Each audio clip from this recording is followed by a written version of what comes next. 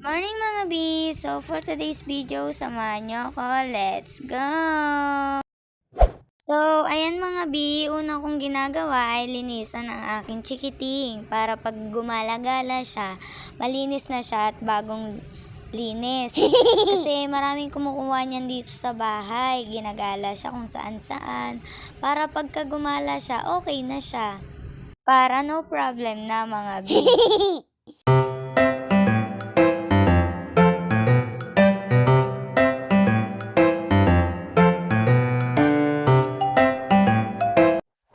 So, ayan mga B, tignan nyo naman may batang nangungulit sa akin. Tatanggalan niya daw ako ng mga nagbabakbak sa aking muka.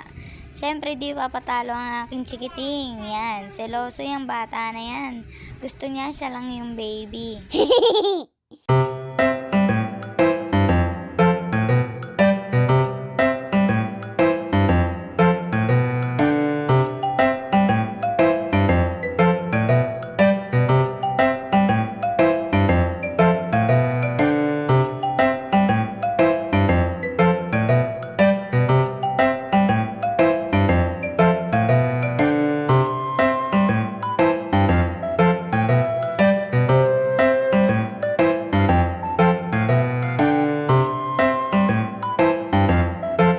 Bandang huli mga B, nanawa rin siya kakabakbak. Sabi niya, ayoko na mami, pagod na ako.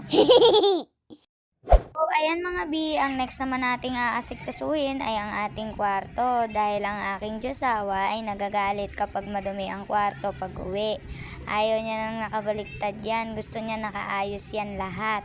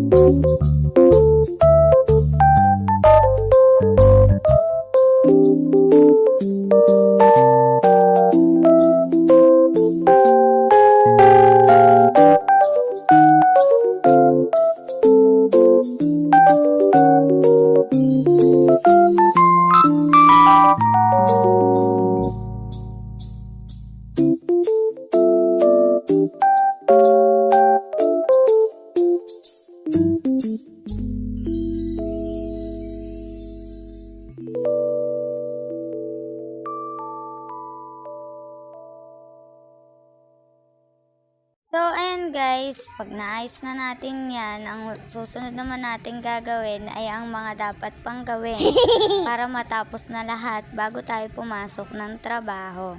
Kailangan natin gawin yan dahil nakakahiya naman kung iaasa pa natin sa iba, 'di ba?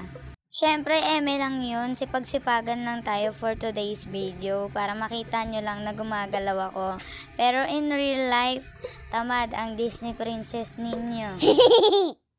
So, pagtapos naman natin sa kwarto mga B, dito naman tayo sa labas dahil nakikita nyo naman siguro na ang daming mga kalat. At yung isang kalat ay kumakain pa nga. Diba? Nagtatalo pa silang dalawa dyan kung sino daw yung papansin sa camera. Pero parehas naman sila. Mga kala mo, first time makakita ng camera. Hindi pa naman tayo sikat na vlogger pero grabe. Sana soon maging ano rin tayo. Pero lahat nga sabi nila nagsisimula muna sa maliit bago maging malaki. Ayan kuya ko na yan, pangarap din niya sana maging vlogger kaso shy type daw siya pagdating sa camera. So ayan, nagtatalo na nga sila kung sino daw yung papansin sa kanilang dalawa. Eh parehas lang naman talaga sila. Yung isa talagang humarap pa habang kumakain siya. Pineflex yung kagwapuhan niya. Sayang ang gwapo, wala namang jowa. Ayan mga bi, kung nakikita nyo ang aking chikiting, naglalaro pa siya ng kotse-kotsihan. Tas yung magaling niyan tito, tinuruan. Itumba daw yung cellphone. Siyempre bata yan, kung ano yung iutos mo sa kanya, susundin niya yan. Tingnan nyo naman yung ginawa, oh. Naglaro pa ng kotse-kotsihan.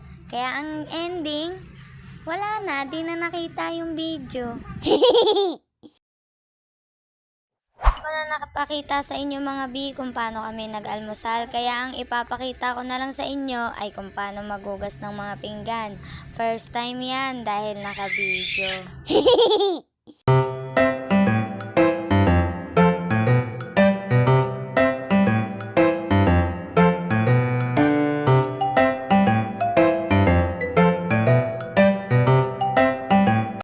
Ngayon lang yan naghugas kasi naka-vlog, charot. Ayan yung kuya ko, papansin na naman sa camera. Akala mo artista, gusto lagi nakakasali sa camera. Pilim pogi. Tinime-lapse ko na yan mga bi, kasi kung sa totoong buhay lang, nako, napakabagal kong maghugas, promise. Kaya tinime-lapse ko na para mo ang mabilis matapos.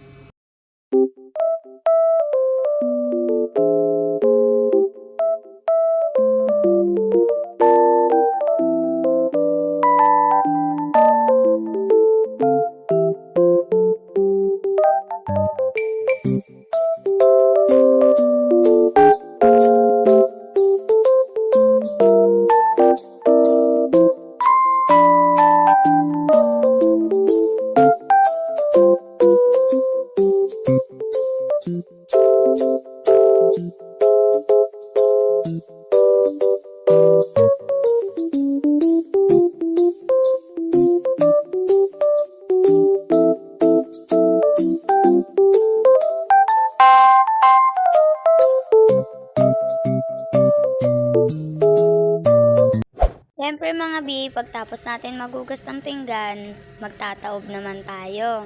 Kailangan natin yan iayos isa-isa mula baso, kutsara hanggang plato at mangkok.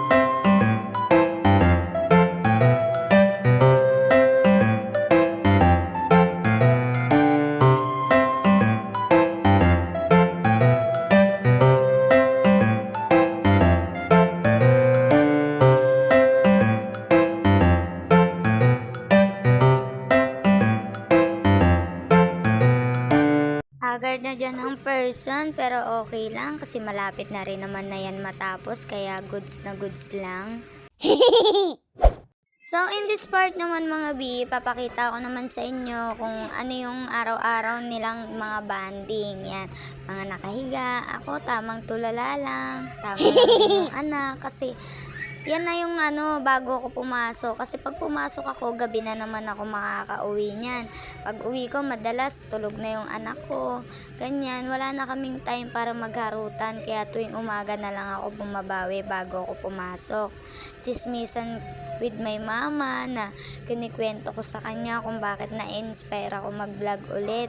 Dahil may napapanood nga akong vlogger na kahit nasa batang edad pa lang siya, talagang inspired siya mag-vlog.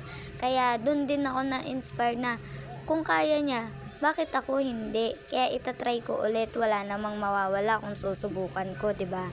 Yun nga lang, pagsasabayin ko yung oras ko sa pag-e-edit ng mga video, sa pagtatrabaho, ganyan. Hindi naman pwedeng isabay-sabay ko siya, kailangan isa-isahin ko lang din siya. Kasi para in the same time nakakapagtrabaho ako habang nakakapag-vlog ako, 'di ba?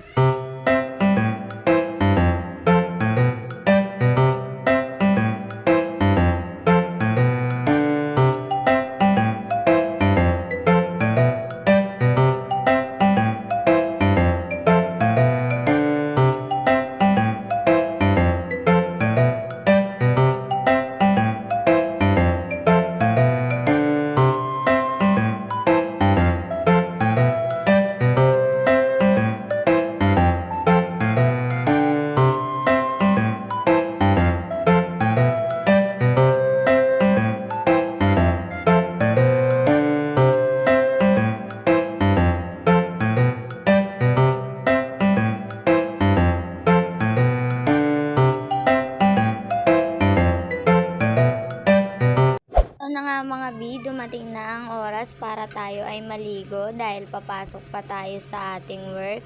Kaya kailangan na nating mamili ng ating dapat suotin bago pumasok sa trabaho.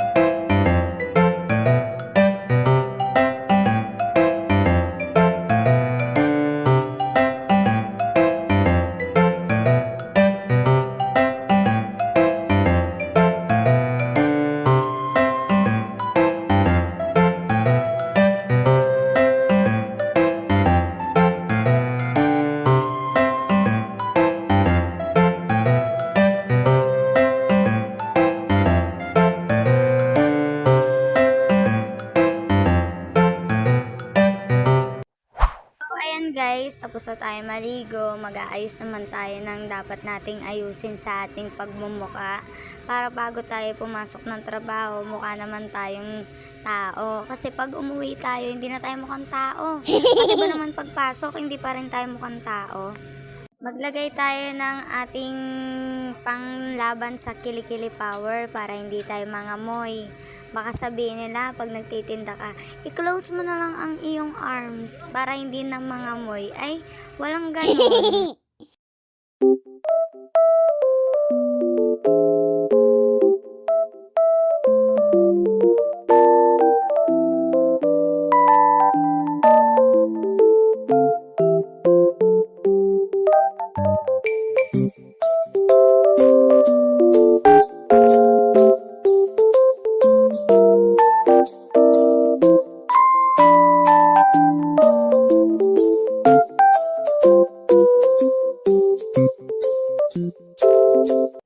Ayan na po, humawak na ng lipstick ang person kasi maglilip tint po siya kaso napasobra.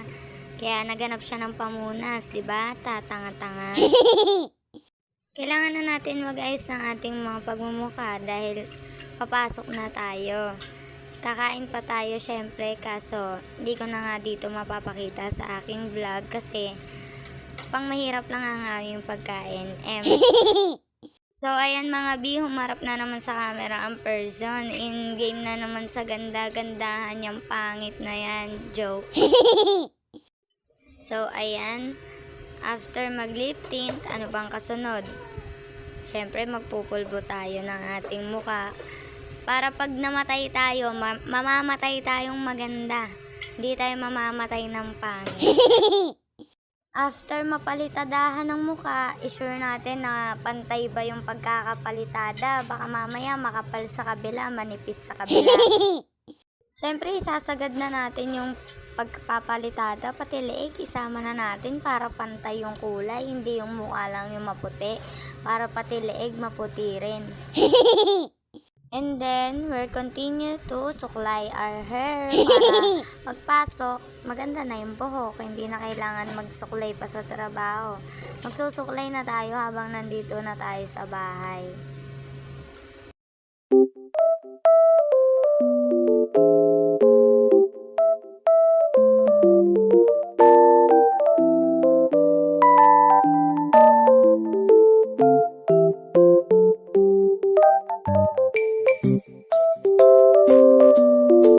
Ayan mga B, papasok na ako. Hanggang dito na lang ang ating video for today's vlog. Tomorrow ulit. Bye-bye!